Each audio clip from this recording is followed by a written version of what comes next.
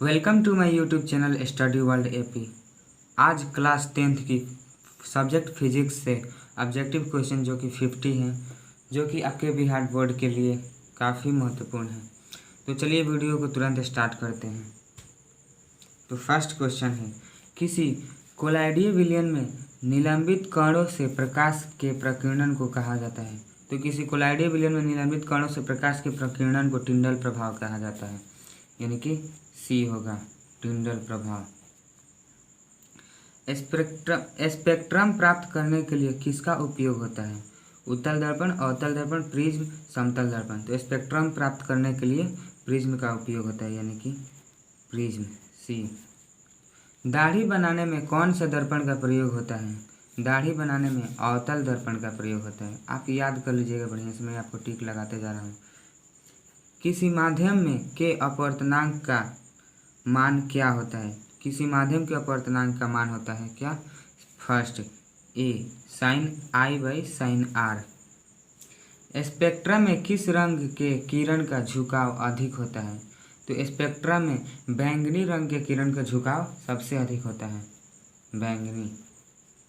किसी गोलीय दर्पण तथा किसी पतले गोलीय लेंस दोनों की फोकस दूरियां हो -15 सेंटीमीटर है। दर्पण तथा लेंस संभवतः होंगे अवतल दर्पण, दोनों अवतल ही होंगे।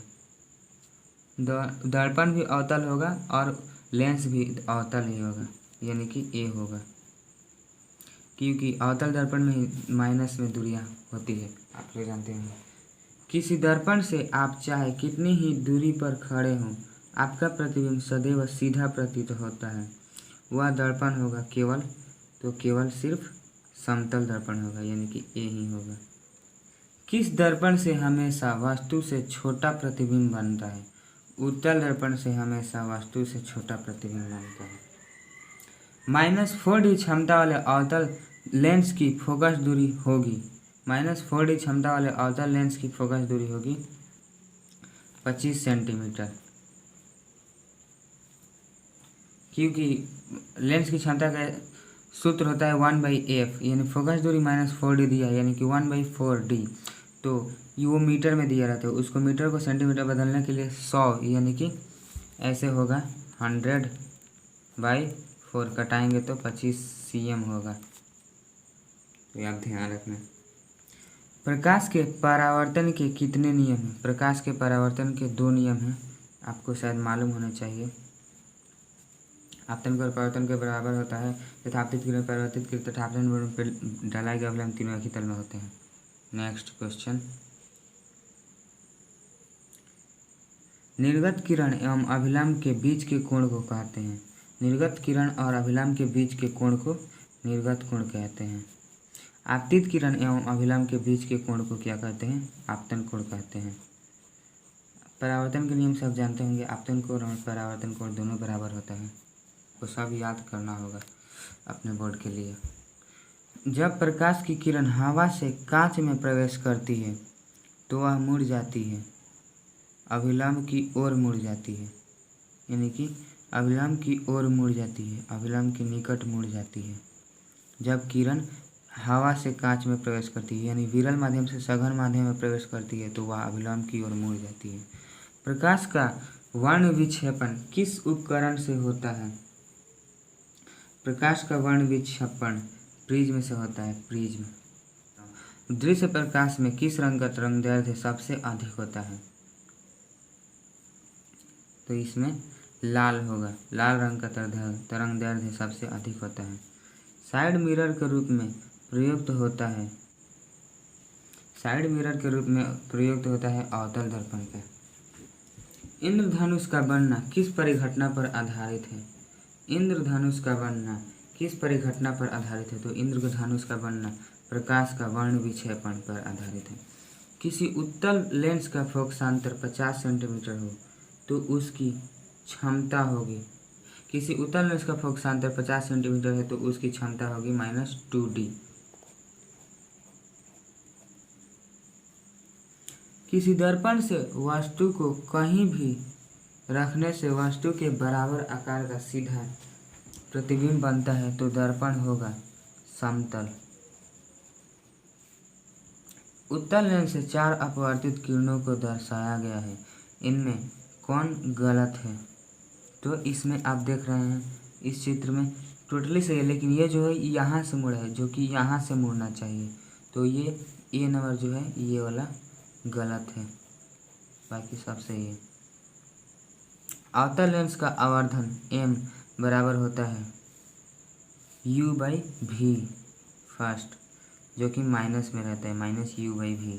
अवतल दर्पण से परावर्तन के बाद किरण किस बिंदु से गुजरेगी? अवतल दर्पण से परावर्तन के बाद किरण फोकस से होकर गुजरेगी, फोकस यानी कि फोकस से बी से। किसी उत्तल लेंस की फोकस दूरी हमेशा होती है -+VE में, -+VE में।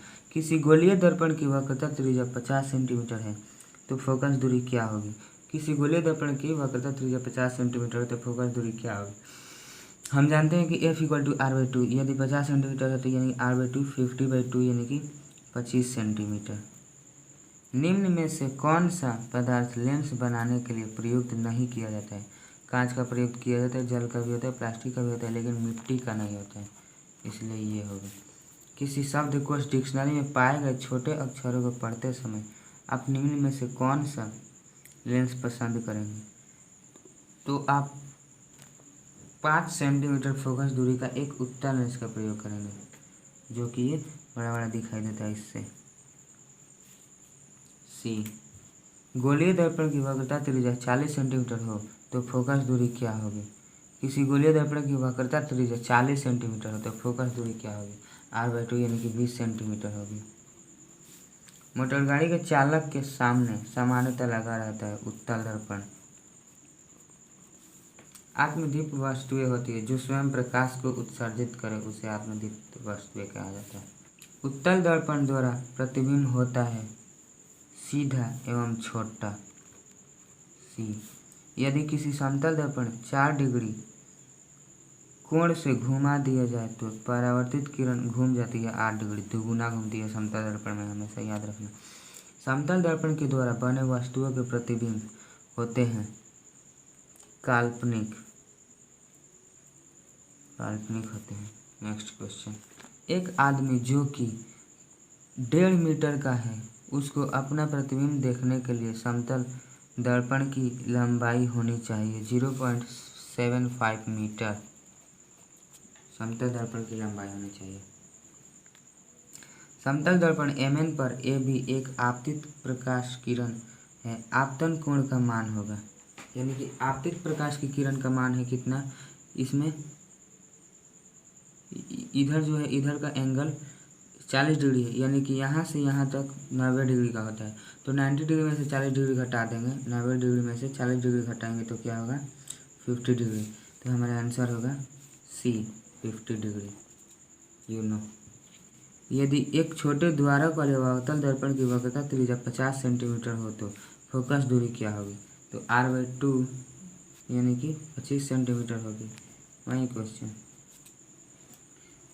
उत्तल दर्पण द्वारा बना प्रतिबिंब होता है वास्तविक तथा उल्टा। नहीं, उत्तल दर्पण द्वारा बना प्रतिबिंब होता है काल्पनिक होता है तथा सीधा होता है, यानी कि बी होगा, काल्पनिक तथा सीधा। वास्तविक प्रतिबिंब को पर्दे पर उतारा जा सकता है क्योंकि वास्तविक प्रतिबिंब में वास्तव में प्रकाश ऊर्जा पहुंचता है, फर्स्ट ही होगा, क्योंकि वास्तविक प्रतिबिंब में वास्तव में प्रकाश ऊर्जा पहुंचता ही है। 1 सेंटीमीटर फोकस दूरी वाले एक अवतल दर्पण के सामने 2f सेंटीमीटर की दूरी पर एक बीम रखने पर दर्पण द्वारा इसका प्रतिबिंब होगा। तो ये यानी कि ये C पर रखा जाता है तो इसका प्रतिबिंब C पर ही बनेगा, यानी कि 1 सेंटीमीटर ये 2f पर रखा जाता है, f के दुगुना यानी वक्रता त्रिज्या पर रखा जाता है, तो इसका प्रतिबिंब भी वक्रता केंद्र पर ही होगा, यानी वक्रता त्रिज्या जो C पर होता है ये C, यानी कि वक्रता केंद्र पर ही होगा। निर्देशांक चिन्ह परिपाटी के अनुसार अवतल तथा उत्तल दर्पण की फोकस दूरियां होती है, अवतल दर्पण की ऋणात्मक तथा उत्तल दर्पण की धनात्मक होती है, यानी कि बी होगा, अवतल दर्पण का ऋणात्मक, उत्तल दर्पण की धनात्मक। इसमें क्या है, जब किसी बीम को अवतल दर्पण के वक्रता केंद्र तथा मुख्य फोकस के बीच रखा जाता है तो दर्पण द्वारा बना प्रतिबिंब होगा वास्तविक, उल्टा तथा वस्तु से बड़ा। यही होगा ए। यदि समतल दर्पण को अभिलंब की दिशा में 10 सेंटीमीटर खिसका दिया जाए तो बिंब खिसक जाता है 20 सेंटीमीटर दुगुना। समतल दर्पण में ज़्यादा यदि क्वेश्चन आएगा ऐसे तो दुगुना ही होता है उसके। गोलीय दर्पण की फोकस दूरी उसकी वक्रता त्रिज्या की आधी होती है, हाँ या नहीं? गोलीय दर्पण की फोकस दूरी उसकी वक्रता त्रिज्या की आधी होती है, मालूम है, यानी कि F = R/2। फोकस दूरी इस वक्रता त्रिज्या की आधी होती है, ए होगा।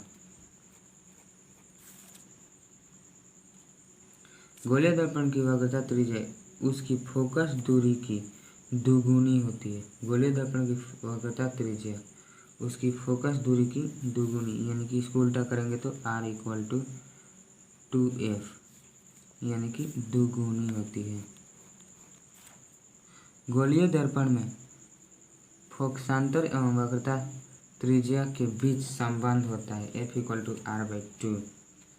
यही होता है फर्स्ट क्वेश्चन में, यही वाला जो फार्मूला होता है संबंध F = R/2, यानी कि R = 2F होता है।